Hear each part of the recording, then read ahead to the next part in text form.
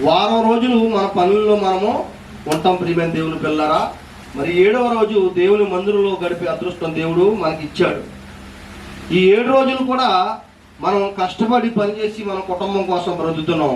ఈ ఒక్కరోజు మాత్రం ప్రియులరా మరి దేవుని మందిరంలో గడపాలని నేను ప్రేమతో తెలియపరుస్తున్నాను.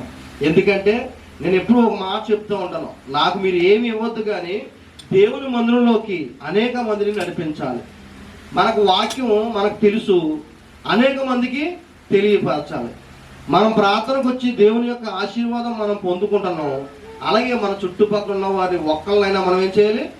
మందిరంలోకి తీసుకురావాలి.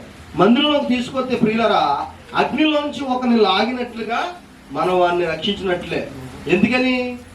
వాడు దేవుని మందిరంలోకి రాకపోతే, బాప్తిసం తీసుకోకపోతే, మారు మనసు పొందకపోతే ఎక్కడికి వెళ్తాడమ్మా? ఎక్కడికి వెళ్తాడు? భయంకరమైన నరకంలోకి వెళ్ళిపోతాడు. మనం ఒక పూట భోజనం పెట్టి వాడు ఆకలి ఒక పూట మాత్రమే తీర్చగలం. మనము ఒక పూట భోజనం పెట్టి ఒక పూట మాత్రమే వాడి ఆకలి తీర్చగలము. అదే దేవుని మందిరంలోకి వస్తే వాడి జీవితాన్ని రక్షించగలం. ప్రియులరా ఈ వాక్యము వాడి జీవితాన్ని సరిచేస్తుంది. మొదటిగా ఒక అద్భుతమైన మాట మనం చూద్దాం. ఈ లోకంలో ఉన్న మనుషులందరూ కూడా తమ మనసులో పుట్టే కోరికల వల్ల పాడైపోతారు. కోరికలు అనేవి ఎక్కడ పడతాయి? మనసులో కోరికలు పడతాయి. ప్రియులరా ఈ రోజు యవ్వనస్తులు ప్రతి ఒక్కరు కూడా మనసులో పుట్టే కోరికల ద్వారా ఆ కోరికల్ని ఏమైనా సరే తీర్చుకోవాలని మరి యవ్వనస్తులేంటి అనేక మంది బిడ్డలు పాడైపోతున్నారు. ప్రియులరా ఒక్కసారి చూడండి ఎంత బాగుంటుంది ఈ మాట. సామెతల గ్రంథము 16వ అధ్యాయం 32వ వచనం ఒకసారి చూద్దాం.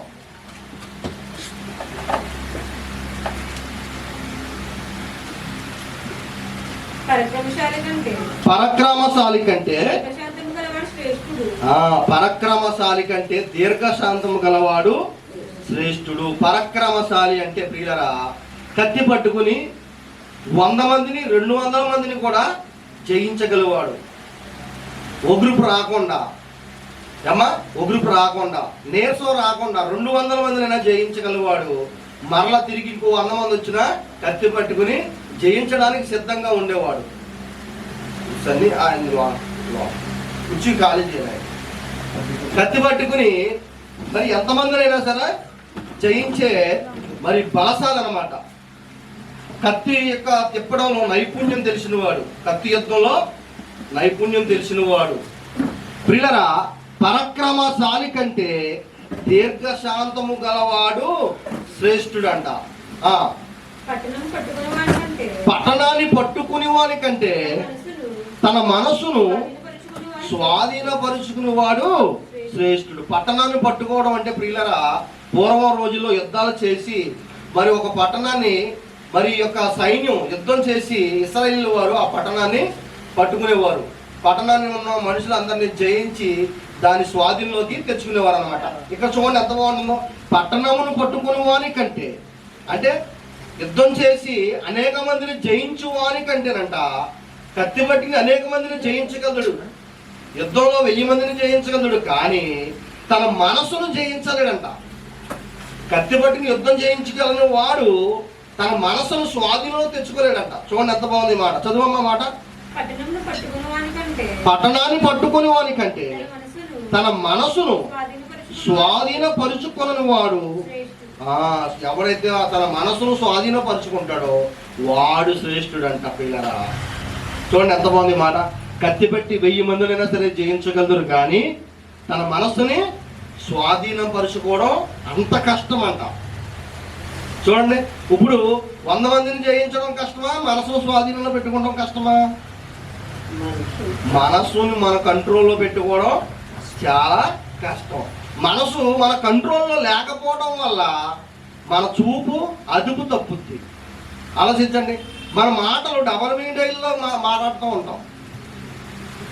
డబల్ మీనింగ్ డైలాగులు అంటే ప్రియులరా కామంతో కూడుకున్న మాటలు. చూపులు ఎలాగుంటాయి? వేరే రకంగా ఉంటాయి.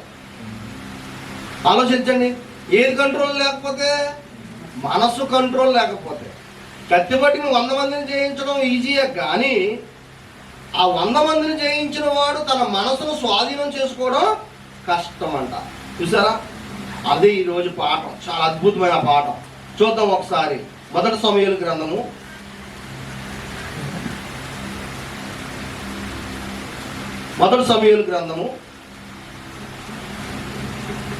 17వ అధ్యాయము. అందరూ కూడా తీయండి, ఎంత బాగుంటుంది ఈ మాట.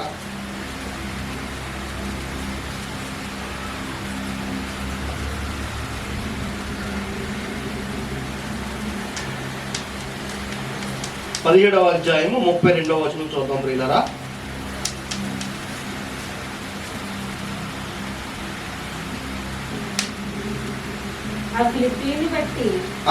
ఎవరి మనసును కృంగ నిమిత్తము లేదు, మీ దాసుడనైన నేను వానితో పోట్లాడుతున్నాను. ఇక్కడ ఏం జరిగిందంటే ప్రియులారా, దావీదు మహారాజు అప్పటికి రాజు కాదు, చిన్న వయసులో గొర్రెలు కాసేవాడు అనమాట. ఆ గొర్రెలు కాస్తున్న సమయంలో ఫిలిస్తీన్లతో ఇశ్రాయేలుకి యుద్ధం జరుగుతూ ఉంటది. యుద్ధం జరుగుతున్నప్పుడు ఒక ఫిలిస్తీన్లో ఒక బలవంతుడు అనమాట, చాలా హైటు. అప్పట్లో మనిషి చాలా హైటు, బలమైన మనిషి. అతడు మరి కత్తి పట్టుకుని ఇశ్రాయేలు ముందుకు వచ్చి ఎవరైనా సరే ముందుకు వచ్చి నన్ను జయించొచ్చని సవాల్ విసురుతూ ఉంటాడు. ఆ మనిషిని చూసి, అతని పేరేంటంటే గొలియాతు, అతను చూసి కొంతమంది పారిపోతారు. అతను చూస్తే అంత భయంకరమైన రూపం, అంత హైటు, అంత పర్సనాలిటీ. అతని కత్తి కూడా చాలా పెద్దదంట, మనిషి తగ్గ కత్తి అనమాట. ఇవన్నీ చూసి ఇశ్రాయేలు పారిపోతారు అనమాట. అప్పుడు జరుగుతున్న సందర్భం చదువు ఎంత బాగుంది మాట. 34వ వచనం. అందుకు దావీదు సౌలుతో ఇట్లనెను, నీ దాసుడైన నేను నా తండ్రి యొక్క గొర్రెలు కాయిచుండగా సింహమును ఎలుగుబంటిను వచ్చి మందలో నుండి గొర్రె పిల్లను ఎత్తుకుని పోచుండగా నేను దానిని తరిమి చంపి దాని నోట నుంచి గొర్రె పిల్లను విడిపించాడంట. బాగా అర్థం చేసుకోవాలి మీరు ఈ మాటలు. దావీదు గారు చిన్న వయసులో ఉన్నాడో, యవనస్తుడిగా ఉన్నాడో, దావీదు గారు గొర్రెలు కాస్తూ ఉండగా ఒక సింహం వచ్చిందంట, ఒక ఎలుగుబంటి వచ్చిందంట. ఈ గొర్రెల్ని పట్టుకుపోతున్న క్రమంలో దావీదు గారు పోయింది గొర్రె పిల్ల కన్నా వదలలేదంట. ఏం చేశాడు? ఎలుగుబంటిని చంపాడు, సింహాన్ని పట్టుకు చీల్చేశాడు. ఆ పట్టుకెళ్ళిపోతున్న గొర్రె పిల్లను రక్షించాడు. ఇదంతా ఎవరు చెప్తున్నాడంటే రాజుకు చెప్తున్నాడు. ఆలోచించండి ప్రియులారా, ఎందుకంటే గొలియాతుని ఎదిరించడం ఎవరి వల్ల అవుతలేదు. యుద్ధంలోకి వచ్చి వాళ్ళు సవాలు విసురుతున్నారు. దమ్ముంటే ఎవడన్నా రండి, మీలో ఎవడు లేడా నన్ను ఎదిరించేవాడు అని వాళ్ళందరినీ కూడా ధిక్కరిస్తున్నాడు గొలియాతు. ఎవరు యుద్ధంలోకి ఎవరు వెళ్తలేదు ముందుకి. యుద్ధానికి సైన్యానికి ముందు ఇతను నుంచున్నాడో ఇతను చూసి అందరూ పారిపోతున్నారు. అప్పుడు నేను వస్తాను, యుద్ధానికి నేను వెళ్తాను, నేను చంపుతానని చెప్పి అంటే అక్కడ ఉన్న వాళ్ళందరూ అన్నారు, చిన్న వయసు నువ్వు సరిపోవు, అసలు ఆయన చూసి మేమే పారిపోతున్నాం, యుద్ధంలో అన్ని విద్యలు తెలిసిన వాళ్ళు మేమే పారిపోతున్నాం, నువ్వెక్కడ సరిపోతావు అంటే అప్పుడు చెప్తున్నాడు అనమాట ఈ మాట. ఏమని? గొర్రె పిల్లని ఎత్తుకుపోతుంటే, ఒక ఎలుగుబంటి ఒక సింహం ఎత్తుకుపోతుంటే ఆ గొర్రె పిల్ల ఎత్తుకుపోకుండా వాటిని నోళ్ళు చీల్చి వాటిని చంపేసి గొర్రె పిల్లని ఏం చేశాడంట? రక్షించాడంట. ప్రియమైన దేవుని పిల్లలారా, బాగా ఆలోచించండి ఈ మాట. అంటే దావీదు గారు వెనక ఎవరున్నారంటే దేవుడు ఉన్నాడు. బాగా ఆలోచించండి. అంత బలం ఎలా వచ్చింది అంటే దేవుడే దావీదు గారి యొక్క బలము. చదవం ఎంత బాగుందన్నమాట. నేను నా తండ్రి యొక్క గొర్రెలను కాయిచుండగా సింహమును వెలుగుబంటిను వచ్చి మందలో నుండి ఒక గొర్రె పిల్లను ఎత్తుకుని పోవచ్చుండగా నేను దాన్ని తరిమి చంపాను, దాని నోట నుంచి నా గొర్రె పిల్లని మరలా విడిపించాను అని చెప్తున్నాను పిల్లరా. ఆలోచించండి ఎంత బాగుంది మాట. ఇది మనమే కనుక ఏమండి మనమే కనుక ఆ యుద్ధంలోకి వెళ్ళి చూస్తే కనుక ఆ ఇశ్రాయేలుతో పాటు మనోళ్ళు కూడా ఏమవుతారు, పరిగెత్తుకుంటా వారికి వచ్చేస్తారు. కానీ ఇతని ధైర్యం ఏంటంటే దేవుడు ఉన్నాడు నా వెనక అనేది ధైర్యం. ఇతని విశ్వాసం ఏంటి, నా వెనక దేవుడు. అదే అదే సమూయేలు గ్రంథంలో 40 వచ్చిన చూడడం ఎంత బాగుంటుందో. తన కర్ర చేత పట్టుకుని ఏటి లోయలో 5 రాళ్ళు తీసుకున్నాడంట. వీళ్ళు ఏం చేస్తారో యుద్ధోపకరణలు కట్టారు. ఇక్కడ ఏం కట్టారంటే ఉక్కు కవచము, ఏమండి కిరీటము, మరి యుద్ధానికి కావాల్సిన మరి ఒంటికి డ్రెస్ మరి తగిలించారు. ఏమి నాకు వద్దని చెప్పి 5 రాళ్ళు నున్న రాళ్ళు ఏరుకున్నాడంట. చదవమ్మా. 5 నున్న రాళ్ళు ఏరుకుని తన చిక్కంలో నుంచుకొని ఒడిసెల చేతు పట్టుకుని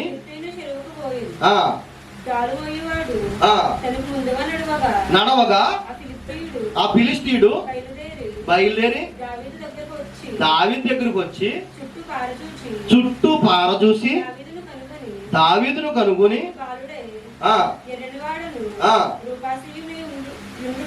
ఇతను ఎర్రగా అందంగా బాగున్నాడు, చూస్తాకి యవనస్తుడు, చిన్న వయసు, చూశాడు.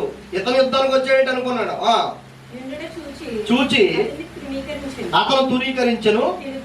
ఫిలిష్తీయుడు కర్ర తీసుకుని నీవు నా మీదకు వచ్చున్నావే, నేను కుక్కనా? చూడండి పిల్లరా, ఇక్కడ ఏం జరుగుతుందంటే ఒక యుద్ధ బలశాలి అన్నమాట. ఎవరో ఈ గొలియాతు మహాబలశాలి అయితే ఇతని దగ్గరికి ఏమట్టుకెళ్ళాడమ్మా 5 నున్నని రాళ్ళు ఒడిసెలతో విసరడానికి అది పట్టుకెళ్ళాడు. 5 రాళ్ళు పట్టుకెళ్ళాడు. ఎప్పుడన్నా మీరు చూసారా ఈ ఒడిసెలు విసరతం? చూసారా ఎప్పుడన్నా? అయ్యి ఈ మధ్యకాలంలో నేను చూసాను. మొక్కజొన్న తోటకి పక్షులు వస్తుంటే అది విసురుతారనమాట. అందులో రాయి పెట్టి ఇలా తిప్పి ఇలా కొడతారనమాట. అలాగా మనం ఇక్కడ ఏం వాడతామంటే క్యాట్ బల్ వాడతాం. పక్షులను కొడతాక ఏం వాడతారు ఇక్కడ మన వాళ్ళు? క్యాట్ బల్ వాడతారు. కానీ ఇక్కడ అపూర్వం ఏం చేసేవారంటే ఒడిసె అనేదాన్ని వాడేవారు అనమాట. ఇక్కడ గొలియాతు దగ్గరికి వచ్చి చూస్తున్నాడు. చూద్దాకము బాలుడు, చిన్న వయసు, అటు చిన్నవాడు కాదు అటు యవనస్తుడు కాదు, ఆ వయసు. చూద్దాకము నువ్వేమట్టుకొచ్చావు? కర్ర, 5 రాళ్ళు ఈ ఒడిసెలో తీసుకొచ్చావు. నేను ఏమైనా కుక్కనా? నిన్ను కొడతాకి కర్రట్టుకు వచ్చావు. నువ్వు యుద్ధానికి ఏం పట్టి రావాలి? కత్తి, డాలు, ఇలాంటి సామాగ్రి పట్టి రావాలి, అవునా కదా? కానీ ఏం పట్టుకొచ్చాడు? కర్ర, రాళ్ళు, ఈ ఒడిసెలు. ఎందుకంటే ఇతనికి కత్తి చెప్పడం ఇలాంటివి అప్పటికి తెలియదు. ఆలోచించండి, చదువు ఎంతమంది అన్నమాట.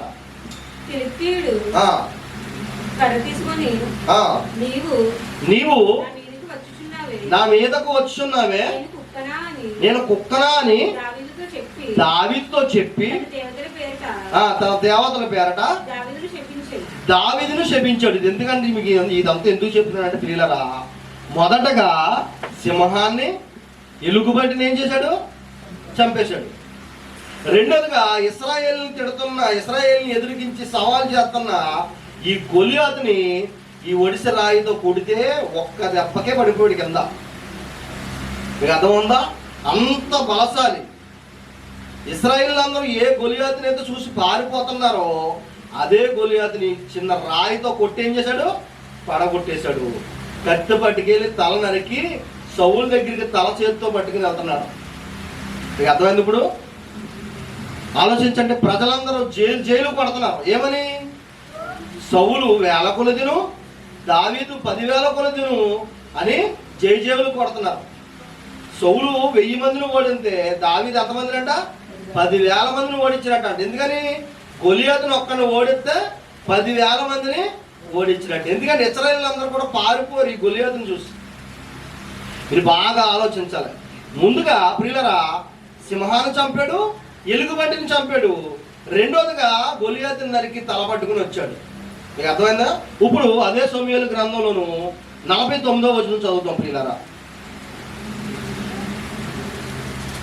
తన సంచిలో చెయ్యి వేసి అందులో నుండి రాయి ఒకటి తీసి ఒడిసెలతో విసిరి ఆ ఫిలిష్తీయుని పట్టుకుని ఆ ఫిలిష్తీయుని ఆ నుదిట కొట్టెను. ఆ ఆ రాయి వారి నుదిట తగిలినందున వాడు నేలకు అడ్డుకోండి. ఎక్కడ పడిపోయాడు? ఒక్క దెబ్బకి ఒక్క రాయితో పడిపోయాడు అనమాట. మీరు బాగా ఆలోచించండి ప్రియులరా. ఈ విషయం ఎందుకు చెప్తున్నానంటే, అంత బలవంతుడు కూడా ఏం చేశాడు దావీదు గారు? ఒక్క దెబ్బతో పడేశాడు. అలాగే ఇతను దావీదు గారు బలం ముందు సింహం బలం సరిపోలేదు, ఎలుగుబంటి బలం సరిపోలేదు. వాటిని కూడా ఏం చేశాడు? ఓడించాడు, చంపేశాడు. తన గొర్రె పిల్లల్ని మరలా తెచ్చుకున్నాడు. ఇక్కడ బలశాలైన గొలియాతుని తల నరికి చేతితో పట్టుకొచ్చాడు. మీరు బాగా ఆలోచించండి. అదే సమూయేలు గ్రంథం 11వ అధ్యాయం 1వ వచనం చదువుతాం. అంత మాట చూడండి. బాగా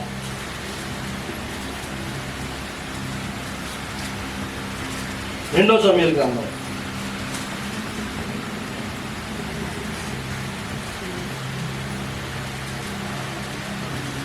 వసంతకాలమున రాజులు యుద్ధములకు బయలుదేరే సమయమున దావీదు యోవాబును అతని వారిని ఇశ్రాయేలునందరినీ పంపగా వారు అమ్మనీయులను సంహరించి రబ్బా పట్టణమును ముట్టడి వేసిరి.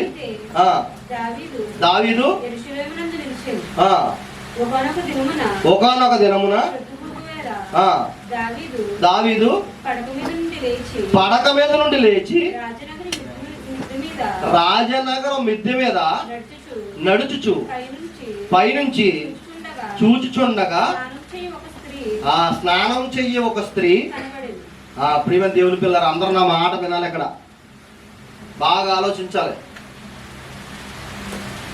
ఈ రోజు నేను చెప్పాలనుకున్నది ఏంటంటే, ముఖ్యంగా మన చర్చిలోకి ఎక్కువగా యవనస్తులైన బిడ్డలు ఉన్నారు కాబట్టి మీరందరూ గమనించాలి.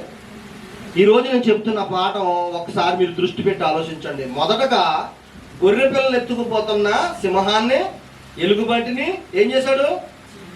చెప్పాలి, బయట ఉన్న వాళ్ళందరూ చెప్పాలి. ఏం చేశాడు? మీరు వింటున్నారో లేదో నాకు అర్థం కావాలి. ఇప్పుడు సింహాన్ని, గొర్రె పిల్లలు ఏం చేశాడు దావీదు గారు? అంటే ఎవరు వింటలేదా? వినండి. దావీదు గారు గొర్రెలు కాస్తుండగా సింహము, ఎలుగుబంటి గొర్రె పిల్లలను పట్టుకుపోతుంటే వాటిని నోళ్ళు చీల్చి వాటిని చంపి, సింహాన్ని, ఎలుగుబంటిని చంపి మరలా గొర్రె పిల్లలను రక్షించాడు. రెండోదిగా ఫిలిష్తీయుడు ఇశ్రాయేలులో అతని అహంకారం చూసి, అతని పర్సనాలిటీ చూసి పారిపోతున్న ఫిలిష్తీయుడిని, ఎవరు ఎదిరికించలేని ఫిలిష్తీయుడిని, అతని పేరు గొలియాతు, ఒక్క రాయితో కొట్టి ఓడించాడు. తల నరికి, కత్తితో తల నరికి ఆ తల చేతితో పట్టుకెళ్ళాడు. అంటే ఎంత బలశాలో, అతని వెనకాల దేవుడు ఎంత బలంగా ఉన్నాడో మీరు ఒకసారి ఆలోచించండి. అతను దేవుని యందు భయభక్తులు కలిగిన వ్యక్తి. అర్థమైందా? అతను గొర్రెలు కాసుకుంటున్నా కానీ ఎవరి యందు భయభక్తులు కలిగి ఉన్నాడు? దేవుని యందు భయభక్తులు కలిగి ఉన్నాడు. ఇక్కడ రాజు అయ్యాడు. కొన్ని సంవత్సరాల తర్వాత రాజు అయ్యాడు. రాజు అయిన తర్వాత ఈ విషయం ఇప్పుడు మనం చదువుతున్నాం అనమాట. చదువమ్మా. ఇంకా కిందకి. ఒకానొక దినమున ప్రొద్దుగూకు వేళ దావీదు పడక మీద నుండి లేచి రాజనగరం మిద్దె మీద నడుచుచు పైనుండి చూచుండగా స్నానం చేయు ఒక స్త్రీ కనపడెను. ఆమె బహు సౌందర్యవతియు ఉండుట చూచి దావీదు దాని సమాచారం తెలుసుకున్నటకై ఒక దూతను పంపెను. అతడు వచ్చి ఆమె ఎలియాము కుమార్తె అయిన హిత్తీయుడగు ఊరియా భార్య అయినను. బాగా అర్థం చేసుకోండి. ఈ రాజుగారు కోట పైన అటు ఇటు తిరుగుతున్నాడు అనమాట. తిరుగుతున్నప్పుడు ఒక స్త్రీ ఏం చేస్తుంది? అమ్మా, ఏం చేస్తుంది? ఒక స్త్రీ స్నానం చేస్తుంది. సాధారణంగా స్నానం చేస్తే స్త్రీలు ఏం చేయాలి? మొదటగా అడ్డు కట్టుకోవాలి కదా. లేదు, ఒకవేళ అడ్డు కట్టుకున్నా ఒకవేళ పైనుంచి తనకు కనబడి ఉండొచ్చు. బాగా ఆలోచించండి. ఇక్కడ మనం మొదటగా చదువుకున్న ఒక విషయం ఏంటిది? సామెతల గ్రంథం 16:32లో పరక్రమశాలి కంటే దీర్ఘశాంతుడు శ్రేష్ఠుడు. పట్టణాన్ని పట్టుకున్న వాడి కంటే తన మనస్సును స్వాధీనపరుచుకున్న వాడు శ్రేష్ఠుడు అని విన్నాం కదా. ఇప్పుడు దావీదు గారు దీర్ఘశాంతం ఉన్నవాడు, యుద్ధ నైపుణ్యం ఉన్నవాడు, బలవంతుడు. మీరు బాగా అర్థం చేసుకోండి. ఈ రెండు ఇతనికి ఉన్నాయి. కానీ మూడో విషయంలో ఏమి స్వాధీనం లేదు, మనసు స్వాధీనంలో లేదు. విన్నారా అందరూ? బయట వినపడుతుందా? మనసు స్వాధీనం లేదు. ఒక స్త్రీ తాళం చేస్తుంది, స్నానం చేస్తున్నది ఇతని కంట్లో పడింది. ఇతను చూసేశాడు, ఏదైతే చూడకూడదో అది చూసేశాడు. చూసిన తర్వాత ఈ ప్రాణం అక్కడతో ఆగుద్దా? ఆమె ఎవరు, ఎవరి భార్య, ఎవరి కుమార్తె, ఇవన్నీ తెలుసుకున్నాడు. తెలుసుకుని ఆవిడతో పాపం చేశాడు. ఏం చేశాడు? పాపం చేశాడు. ప్రియులరా, ఈ విషయం మీకు ఎందుకు చెప్తున్నాడు? ఒక రాజు ఒకవేళ ఆమె రమ్మన్నప్పుడు రాకపోయినా ఇతని అధికారంతో ఆమెని బలవంతంగా అయినా సరే రప్పించుకోగలడు. ఏదో రకంగా ఆమెని ఇతను ఏం చేశాడు? పాపం చేశాడు. పాపం చేసిన తర్వాత ఇప్పుడు చదువు ఎంత బాగుంటుంది అన్నమాట. దావీదు దూతల చేత ఆమెను పిలువనంపిను. ఆమె అతని యొద్దకు రాగా అతను ఆమెతో పాపం చేశాడు. కలిగిన అపవిత్రతను పోగొట్టుకుని ఆమె తన ఇంటికి మరలా వచ్చును. ఆ స్త్రీ గర్భవతి అయి, బాగా ఆలోచించాలి. ఇప్పుడు రాజు ఆమెతో ఏం చేశాడు? పాపం చేశాడు. ఆమెకి గర్భం వచ్చింది. ఇంతకీ ఆమె భర్త ఎక్కడున్నాడు అనుకున్నారు? యుద్ధంలో ఉన్నాడు. ఎవరి సైన్యం? దావీదు గారి సైన్యమే. దావీదు గారి సైన్యంలో యుద్ధంలో ఉన్నాడు. దావీదు గారు అన్నాడు, ఈమె ఏమైంది? గర్భవతి అయింది కదా. ఈవిడే అతని భార్య ఇక్కడ గర్భవతి అయింది. ఎవరు పాపం చేశారు? దావీదు గారు ఆమెతో పాపం చేశాడు. ఇప్పుడు సైన్యంలో ఉన్న ఈ ఇతన్ని పిలిపించాడు. చదువు. ఇప్పుడు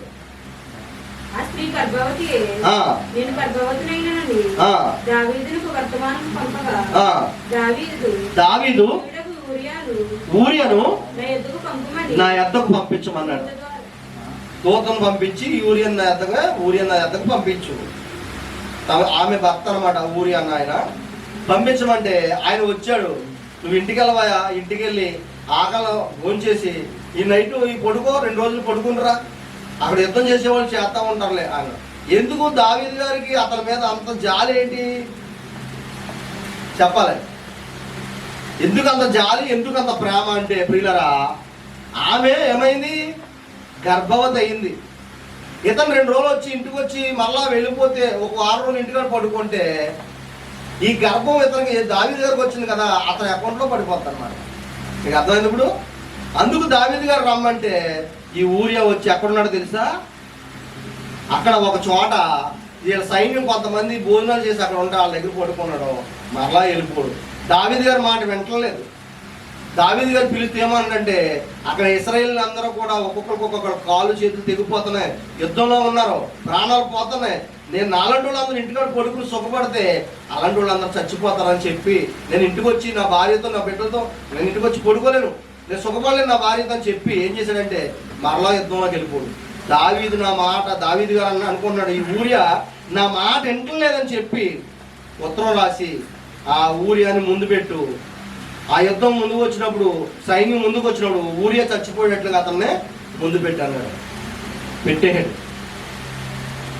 ఏ ఊరి అయితే దావీదు మాట వినలేదో అతను ఏమయ్యాడు తెలుసా? యుద్ధంలో చనిపోయాడు. బాగా ఆలోచించాలి, బాగా ఆలోచించాలి ప్రియమైన వారు. నేను ఎందుకు చెప్తున్నానంటే ఈ మాట, కత్తి పట్టుకుని రాజ్యాలు జయించిన వాడైనా, 100 మందిని 1000 మందిని చంపిన వాడైనా సరే తన మనసును స్వాధీనము చేసుకోలేడు. మొదటిగా దానివల్ల వచ్చే నష్టం, ఇంత సింహాన్ని చీల్చగలిగేవాడు, ఎలుగుబంటిని చంపగలిగిన వాడు, బలశాలి, 1000 మందినైనా చంపగలిగిన వాడు ఒక స్త్రీ దగ్గర ఏమైపోయాడు? బలహీనుడు అయిపోయాడు. బాగా ఆలోచించాలి. మనం ఈ ఒక్క క్షణంలోనే ఎన్నో పొరపాట్లు చేసేస్తూ ఉంటాం, ఎన్నో పాపాలు చేసేస్తూ ఉంటాం. ప్రియమైన దేవుని పిల్లలారా, ఆలోచించాలి. మన మనస్సు దేవుని వైపుకు ఉంటే, మన మనస్సు వాక్యంలో ఉంటే మనం తప్పు చేయలేము. చెయ్యాలన్నా భయపడతాం. దావీదు గారు అప్పటి వరకు ఉన్నాడు, అప్పటి వరకు దేవుల్లో ఉన్నాడు. కానీ ఆ రోజు చేసిన పొరపాటు అతని జీవితంలో మర్చిపోలేని రోజు అయిపోయింది. ఆలోచించండి. మొదటిగా ఆమెతో పాపం చేశాడు, ఆమెకి ఏమొచ్చింది? గర్భం వచ్చింది. రెండోదిగా ఆ ఊరియా తన భర్తని అన్యాయంగా చంపించాడు, అలా కదా. మరి దేవుని దృష్టిలో పాపమా కాదా ఇది? ఆలోచించండి. దేవుని దృష్టిలో పాపమా కాదా? అమ్మా, పాపమేనా? దేవుని దృష్టిలో పాపమే.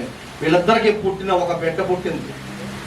దావీదు గారికి, ఆమెకి, బెత్షెబాకి ఒక అమ్మాయి, ఒక బిడ్డ పుట్టినప్పుడు ఆ బిడ్డ ఇద్దరు చాలా ఇష్టంగా పెంచుకున్నారు.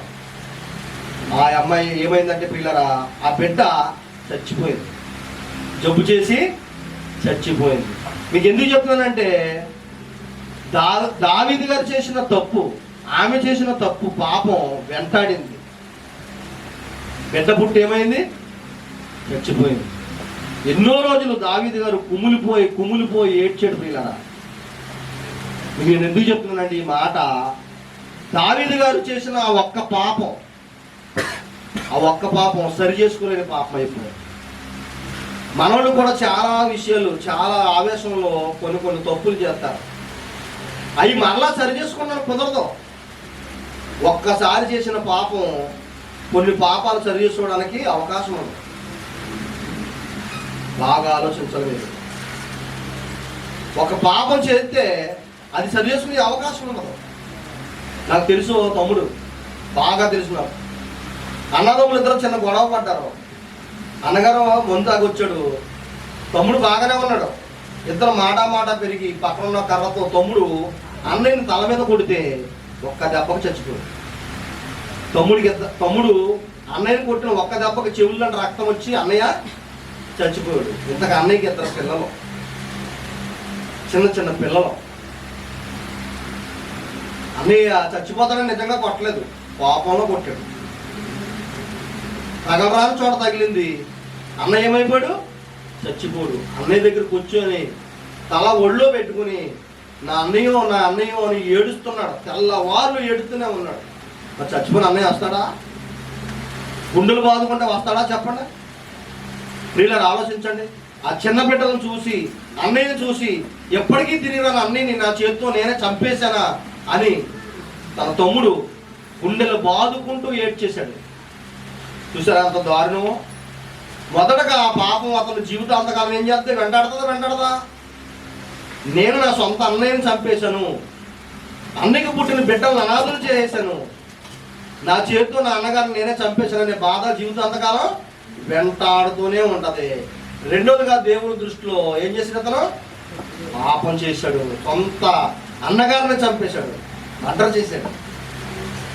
మొదటిది జైలు శిక్ష, రెండోది దేవుని దృష్టిలో శిక్ష ఉంటుంది. మూడోది ఈ పిల్లల్ని, భార్యని చూసినప్పుడల్లా, ఇంటికి వచ్చినప్పుడల్లా అతను ఏడ్చేసేవాడు. పిల్లరా, ఓ రోజు నా ముందు ఏడ్చేసాడు, బాధపడ్డాడు నిజంగా. మీకు ఇది ఎందుకు చెప్తున్నానంటే యవనస్తులుగా ఉన్నారు మీరు ఈ రోజుని. పిల్లరా, ఈ వయసులో మీరు చేసే పొరపాటు, ఆవేశంతో చేసే పొరపాటు, ఆలోచన లేకుండా చేసే పాపం, మీరు చిన్న పొరపాటు చేస్తే అది పాపంగా మారిపోతుంది. బాగా ఆలోచించాలి మీరు. నేను ఒక ప్రశ్న అడుగుతాను, మీరు సమాధానం చెప్పాలి. మీరు నా ఎంక చూడకపోతే మీకు ప్రశ్న అడుగుతాను అనమాట. ఒక్క పాపం, చిన్న పొరపాటు, ఆవేశంలో చేసే పొరపాటు జీవితాంతకాలము మరిచిపోకుండా చేసింది, మనశ్శాంతి లేకుండా చేసింది. లక్షలు ఖర్చు పెట్టినా కానీ ఆ రోజు మరలా తిరిగి వస్తుందా? చేసిన తప్పు మళ్ళీ సరి చేసుకునే అవకాశం ఉంటుందా? చెప్పండి. అతను స్థలం అమ్మేశాడు. ఆ కోర్టు కేసుల కోసం ఏం చేశాడు? అతను స్థలం అమ్మేశాడు. ఎంతో డబ్బులు ఇచ్చాడు, అయినా అతను బాధ తీరలేదు. ఇప్పటికీ ఏడుస్తూనే ఉంటాడు. జైలు శిక్ష అనుభవించాడు, స్థలం అమ్మేశాడు, ఇప్పటికీ ఏడుస్తూనే ఉంటాడు. ఎందుకని? నా సొంత అన్నగారిని, తోడబుట్టిన అన్నగారినే చంపేశాని అనే బాధ. ఆలోచించండి. దావీదు గారు ఆ ఒక్క రోజు ఆ మేడపైకి ఎక్కకపోతే కనపడకపోదు అనే కదా. ఆలోచించడం ప్రియమైన దేవుని పిల్లలారా, ఈ రోజు కూడా యవనస్తులు మరి ఎంతో మంది మనసు స్వాధీనం చేసుకోలేక, మనసును అణుసుకోలేక ఎన్నో పాపాలు చేస్తూ భయంకరమైన తెగుళ్ళకి దొరికిపోతున్నారు. ఆలోచించండి, ఒక్కసారి తెగులు వచ్చిందంటే అది మరలా పోతుందా? అంటించుకున్న తెగుళ్ళు ఈ రోజున పోయే తెగుళ్ళు కాదు, భయంకరమైన తెగుళ్ళు, HIV AIDS భయంకరమైన తెగుళ్ళు ఉన్నాయి. మీరు చాలా జాగ్రత్తగా ఉండాలి. ఇదిగో దావీదు గారు చేసిన పాపానికి, వాళ్ళిద్దరు చేసిన పాపానికి ఒక బిడ్డ పుట్టింది. ఆ బిడ్డను ఎంతో ఇష్టంతో పెంచుకుంటే ఆ బిడ్డ చనిపోయింది. ఆలోచించండి ప్రియమైన దేవుని పిల్లలారా, ఆ బిడ్డ చనిపోతే ఎన్నో రోజులు దావీదు గారు ఏడ్చేశాడు. ఎన్నో రోజులు దావీదు గారు ఏడ్చేశాడు. చూద్దాం ఒకసారి 12వ అధ్యాయం 15వ వచనం చూద్దాం. అయితే ఈ కార్యము వలన యెహోవాను దూషించుటకు ఆయన శత్రువులకు నీవు గొప్ప కీర్తి కలుగజేసినవు గనుక నీకు పుట్టిన బిడ్డ నిశ్చయముగా చచ్చినని దావీదు గారితో చెప్పారు. నిజంగా దావీదు గారు ఎన్నో రోజులు దుఃఖం గదిలోకి వెళ్ళి ఏడ్చి ఏడ్చి ఏడ్చి ఏడ్చి నిజంగా ఆయన ఎంతో ఏడ్చాడు. ప్రియమైన వాళ్ళరా, ఎంతో బాధపడిపోడు. దేవుని పాదాలు పట్టుకుని ప్రాధేయపడ్డాడు. నేను తప్పు చేశాను, ఆయన నన్ను క్షమించు. ఆలోచించండి ప్రియమైన వాళ్ళరా, నేను తప్పు చేశాను, ఆయన క్షమించని పాదాలు, దేవుడి పాదాల ముందు ఎన్నో రోజులు ఏడ్చాడు. ఒక్కరోజు చేసిన పాపాలు ఆలోచించండి, ఒక్కరోజు చేసిన పాపాలకి ఎన్నో రోజులు దావీదు గారు ఏడ్చాడు. బిడ్డ పోవడం అంటే మాటలా చెప్పండి ఒకసారి. ఇష్టంగా పెంచుకున్న బిడ్డ పోయిందంటే ఎంత దారుణంగా ఉంటుంది ఆలోచించండి. అతని జీవితంలో మర్చిపోలేనిది అయిపోయింది ఆ రోజు. లాస్ట్గా ఇంకో అధ్యాయం చూసి ముగించుకుందాం. 15వ అధ్యాయం, 1 రాజుల గ్రంథం 15వ అధ్యాయం 4వ వచనం.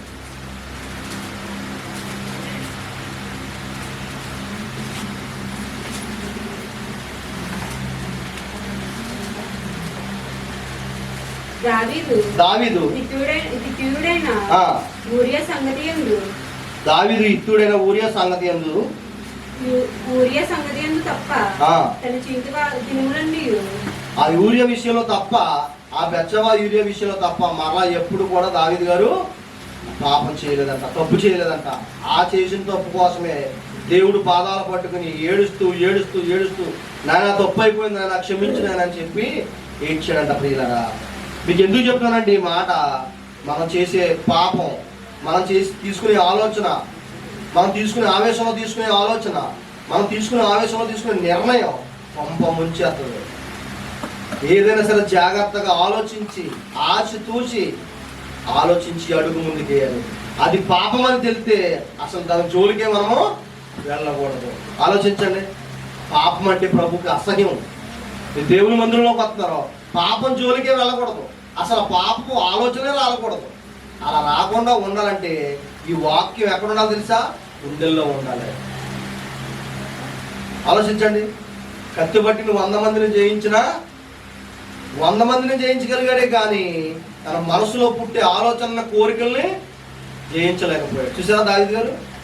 చిన్న ఆలోచన వచ్చింది, కళ్ళుతో చూశాడు, పాపం చేశాడు.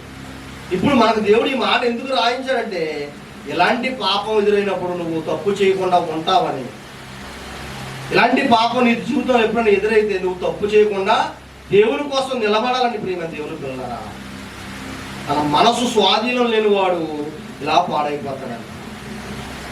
దావీదు గారు ఏడ్చాడు, ఎన్నో రోజులు ఏడ్చాడు. దేవుని పాదాలు పట్టుకుని తప్పు అయిపోయిందనా అని ఎన్నో రోజులు ఏడ్చాడు. బిడ్డను పోగొట్టుకున్నాడు. పిల్లరా, ఈ మనసు ఎక్కడైతే ఈ మనసు మనకి లొంగదో ఈ మనసును వాక్యంతో మనము లొంగేలాగా చేయాలి. ఆలోచించండి, ఈ మనసులో ఏముంటే మన మాట ఉంటుంది? వాక్యం ఉంటే మన మాట ఉంటుంది. మన జీవితంలో ప్రార్థన ఉండాలి. బాగా ఆలోచించాలి. వీళ్ళు ఎంతమంది వాక్యం చదువుతున్నారు? ఎంతమంది చదువుతున్నారు? ఆలోచించండి. మీరు ఇక ఎవరిని చేయత్తున్నాను, మీకే మనస్సాక్షి మీద మీరు ఆలోచించండి. ఒక్కసారి నేను మాట చెప్తున్నాను, ఇప్పుడు మీరు వాక్యం చదవగలిగితే ప్రియులారా, మీ మనసులో పుట్టే కోరికలను, మీ మనసులో పుట్టే ఆ పాపపు ఆలోచనలను మీరు అణిచివేయగలరు. ఇది వాక్యంతో ప్రార్థనతో మాత్రమే సాధ్యం. లేదంటే ఇదిగో ఈ దావీదు గారికి జరిగిన సందర్భము, దావీదు గారికి ఎదురైన ఇలాంటి పరిస్థితి ఏదో రోజున నీకు మరి ఇలాంటి ఎదురొచ్చే అవకాశాలు ఉన్నాయి. అలా ఉండకూడదంటే ప్రియులరా, నీవు ప్రార్థనలోను వాక్యంలోను ఉండాలి. దేవుడు మన కోసం రాయించాడు ఈ మాట. అలాంటి పరిస్థితి మనకు ఎదురు అవ్వకూడదని, ఒకవేళ ఎదురైనా మనం పాపం చేయకూడదని ఆలోచించండి. కాబట్టి మనము మన ముందున్న పందెములో సులువుగా చిక్కులు పెట్టే పాపాన్ని విడిచిపెట్టి మన ముందు యేసయ్య ఉన్నాడు, ఆయన వైపుకు చూస్తూ మన జీవితాన్ని ముందుకి కొనసాగాలి. ఎవరి వైపు చూడాలి? ఏ తప్పంటూ ఎరగని యేసయ్యను, ఏ పాపము చేయని యేసయ్యను మన ముందు మాదిరిగా పెట్టుకుని ఆయన అడుగుల్లో అడుగు వేస్తూ మన జీవితంలో ముందుకి కొనసాగాలి. ఈ చిన్న వాక్యం దేవుడు జీవించిన గాక. ఆమేన్. అందరికీ